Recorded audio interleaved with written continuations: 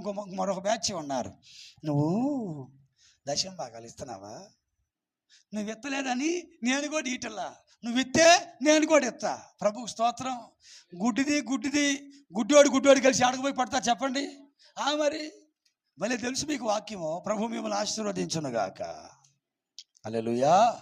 నువ్వు ఈ చేత్తో చేసే దానమైన ధర్మమైన కానుకైనా ఎడమ చేతికి తెలియకు. ఒకవేళ తెలిసేలాగా నీ ముందు బోర ఊదించుకుంటా ఉంటే, కొంతమంది పనికిమాలోళ్ళు ఊతా ఉంటారు. నేను చెప్పను బాబు, నేను భజన కార్యక్రమం అసలు చేయను. స్తోత్రం చెప్పండి గట్టిగా. ఆయన మాకు అది పెట్టాడు, ఈయన మాకు ఇది పెట్టాడు, అట్టు పెట్టాడు, బూరి పెట్టాడు, సమోసా పెట్టాడు, దాని మీద సాసు కూడా వేసి ఇల్లు కడిగాడు. అట్టుంటాయి వీళ్ళ విషయాలు. హల్లెలూయా.